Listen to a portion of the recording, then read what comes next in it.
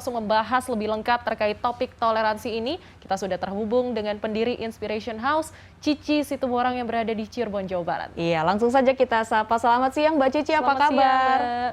Selamat siang Mbak Sarah, dan Mbak satunya lupa. Mbak Farhanisa di sini. Iya, nggak apa-apa. Nah, kalau tadi kita berbicara mengenai intoleransi Mbak, di awal sudah juga disebutkan bahwa yang menjadi perhatian saat ini di masyarakat adalah mengenai intoleransi yang ternyata ini masih ada, sayang sekali, di sekitar kita. Nah, bisa diceritakan Mbak Cici, bagaimana awal mulanya, pemikirannya seperti apa sehingga akhirnya terbersit ide untuk mencetuskan Inspiration House ini? Kebetulan saya tuh salah satu yang pernah mengalami diskriminasi, Mbak. Jadi memang waktu itu saya pernah kuliah di kampus ya, di salah satu kampus kota Cirebon ya. Sebenarnya kampusnya nggak masalah sih. Mungkin anak-anak atau mahasiswa lebih tepatnya yang berkuliah di sini kurang sekali pemahaman tentang keberagaman. Jadi lebih banyak mungkin mayoritas agama yang lebih dominan seperti itu. Dan juga ada dosen yang mungkin saat itu pemahaman tentang toleransinya juga kurang sih. Jadi saya sempat 1 tahun tidak punya teman, Mbak, karena agama saya yang berbeda. Kebetulan saya satu-satunya Nasrani di kampus saya saat itu, tapi saya juga berprestasi.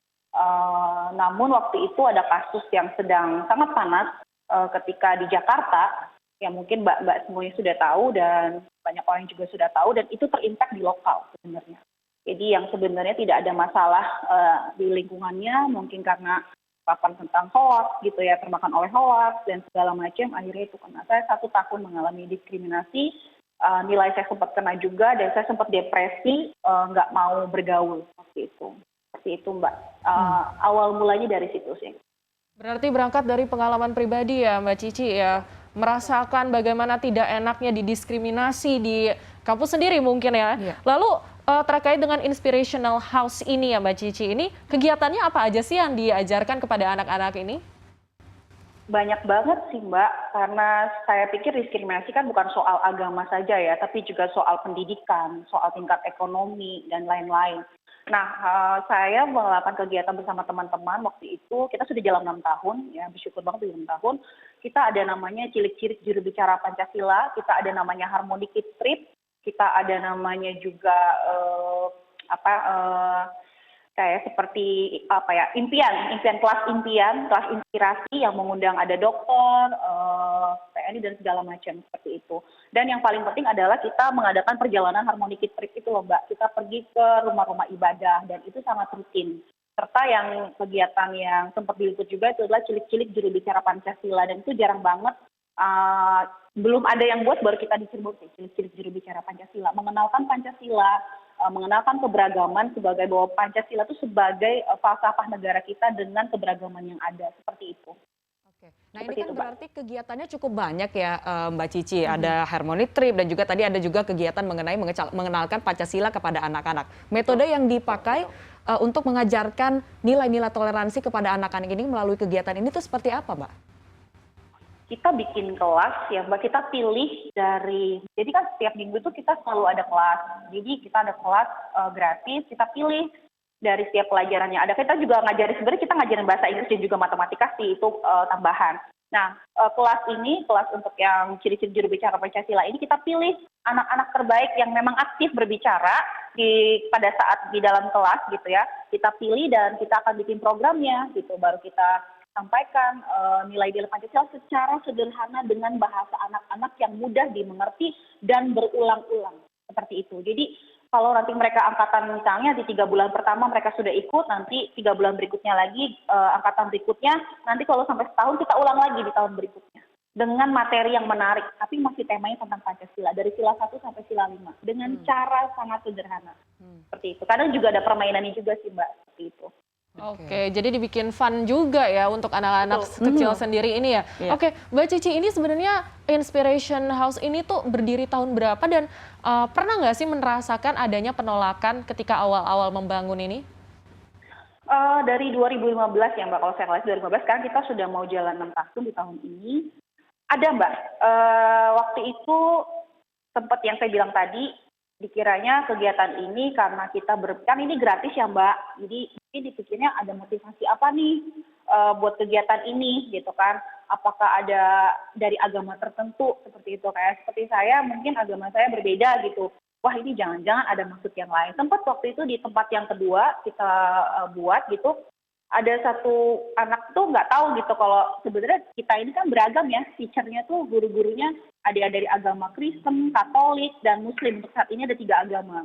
Tapi kita juga sering dikunjungi dari berbagai etnis gitu. Kayak waktu itu dari teman-teman dari persekutuan teman-teman yang Tionghoa seperti itu datang, dari pesantren juga sama seperti itu. Seperti itu sih Mbak. Nah ini kan berarti ada apa ya, sedikit tantangan begitu ya, Betul. berarti dari masyarakat yang melakukan Ada. penolakan begitu. Cara Mbak Cici untuk bisa menanggulanginya seperti apa? Karena juga tidak waktu yang singkat, 6 tahun 6 begitu, tahun. dan pastinya banyak Iya. sekali. Ini seperti Dan nggak apa? ada dukungan Mbak. Nah, nggak ada dukungan. Nah, ini juga gimana gitu. Jadi gimana cara mengatasinya? Saya cuma punya prinsip ya Mbak, ketika kita melakukan, saya punya prinsip, dilihat atau tidak dilihat, dihargai atau tidak dihargai, saya akan terus melakukannya dengan cara yang baik dan benar. Bahwa niat saya baik dan cara saya benar, dan tujuan saya tidak ada unsur apapun, tidak ada unsur politik, tidak ada unsur kepentingan apapun. Saya hanya ingin menjadi dampak, dan anak-anak muda yang ada di Cirebon ingin menjadi dampak buat kotanya, bukan hanya sekedar mereka kuliah pulang, tapi mereka ingin mengabdi dengan cara sederhana, tanpa pemerintah harus lihat gitu. Kalaupun tidak didukung ya kami tetap jalan. Sampai sejauh ini 6 tahun, saya waktu itu sebelum bekerja di kantor Mbak, saya waktu kuliah, saya ngelesin Mbak, saya punya murid 20, saya berjuang, uang gaji saya sampai saya mungkin nggak beli baju atau segala macam, hanya untuk dana untuk melakukan kegiatan ini. Sempat pernah bekerja sama dengan pihak-pihak, tapi tujuannya tidak tulus gitu. Maksudnya seperti ada appointment yang menurut saya kalau kita ingin melakukan kebaikan, tidak perlu ada appointment gitu. Kita tulus-tulus aja gitu. Mungkin saat ini orang-orang mendengar, masa sih gitu ya, tapi itu yang kami alami selama 6 tahun. Dan saya melakukan pendekatan Mbak, saya berkunjung ke rumah anak-anak, kadang saya sedih gitu, saya kalau mengingat itu, saya datang mereka, rumah mereka mungkin tidak sesuai gitu, saya tetap datang sampai mereka bilang, sampai siapin makanan, padahal kondisi ekonomi mereka mungkin sangat terbatas. Dia bilang, ibu nggak usah, saya cuma mau datang, saya cuma mau lihat apa yang menjadi kebutuhan, apa yang menjadi masalah. Kita ada visitasi seperti itu kan, dan mereka bilang, enggak Mbak udah banyak ngajarin banyak hal sama anak-anak kami, dan cuman makanan sederhana ini buat kami adalah satu kegembiraan gitu Mbak, mau berkunjung ke rumah kami seperti itu. Jadi saya melalui pendekatan, saya bermain, saya berkunjung ke rumah-rumah dari ujung ke ujung, berkenalan, bersilaturahmi, dan terima kasih sama Tuhan, dan mereka percaya melihat selama pergerakan itu berjalan, dan sampai hari ini mereka selalu support. Waktu itu pernah kita mengalami penolakan loh Mbak, yang datang ibu-ibunya. Siapa yang melarang ada kegiatan di sini gitu. Kita akan support Mbak Cici karena kegiatan ini positif, dan mereka merasa anak mereka secara attitude berubah, secara nilai akademik juga berubah, dan secara pemahaman juga berubah. Jadi itu bukan kata saya, tapi kata orang tua mereka. Seperti itu Mbak. Oke. Jadi walaupun ada penolakan tapi ternyata didukung ya oleh Ya.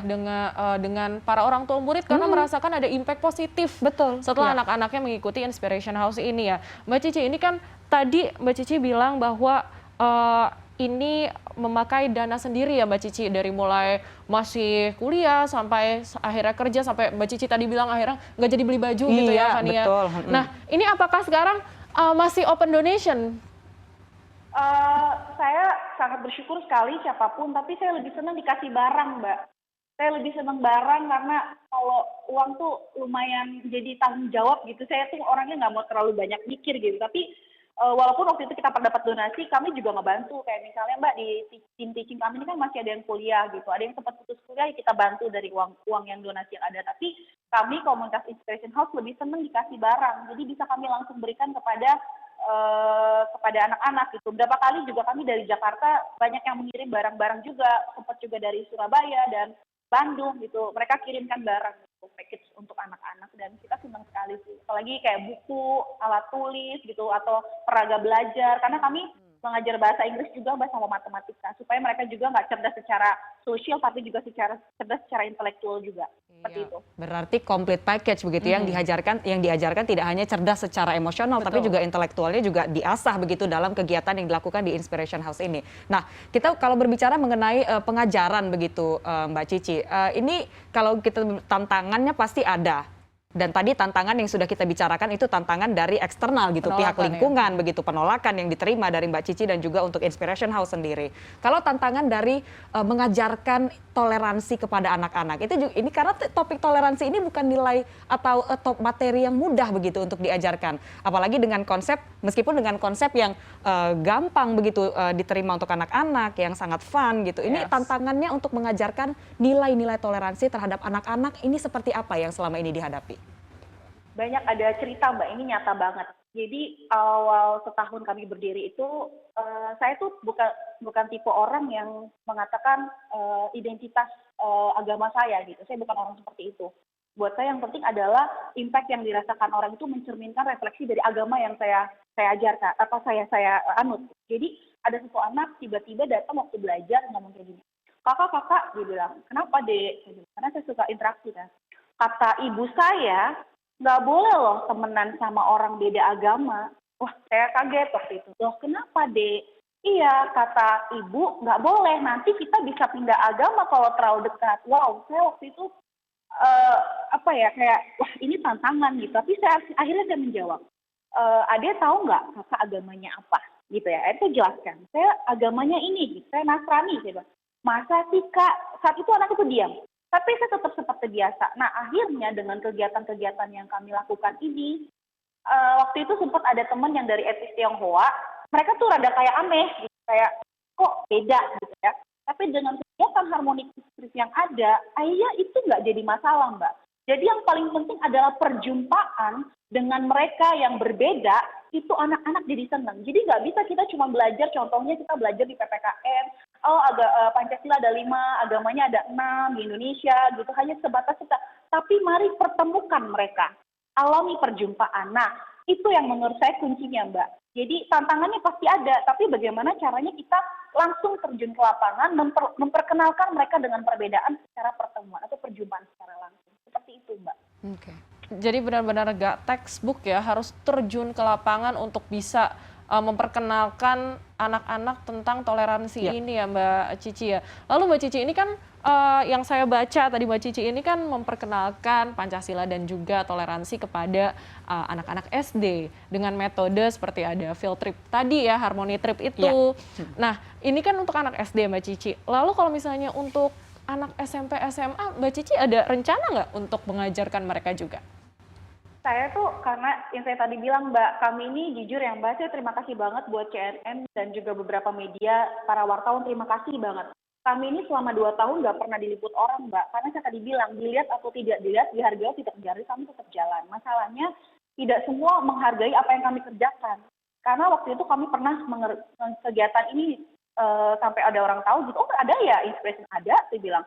Kita memang ada sampai hari diliput di media lokal gitu, dan ini hal yang baik gitu, tapi kan tidak semua orang bisa merespon. Tapi kalau ada kesempatan, saya sangat terbuka, saya sangat welcome sekali, mangga, dan nggak pernah, jujur Mbak, komunitas kami itu nggak pernah open recruitment, siapapun boleh hadir dengan motivasi yang benar, dengan motivasi yang tulus, bahwa kita ini bekerja sosial, bekerja untuk kota kita, bekerja untuk bangsa kita. Berat sih bahasanya, tapi selama 6 tahun ini saya selalu membrainstorming seperti itu, bahwa yang kita kerjakan bukan untuk dilihat orang, tapi yang kita kerjakan adalah untuk dampak beberapa tahun ke depan untuk generasi kita. Seperti itu, Mbak.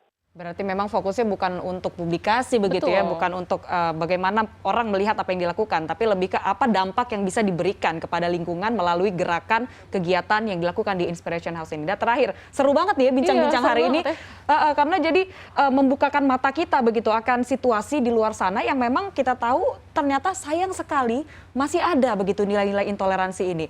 Terakhir, Mbak Cici mungkin apa pesan dan juga harapannya terkait khususnya terkait situasi intoleransi yang memang kita tahu masih ada di sekitar kita dan juga harapan untuk Inspiration House ini ke depannya nanti.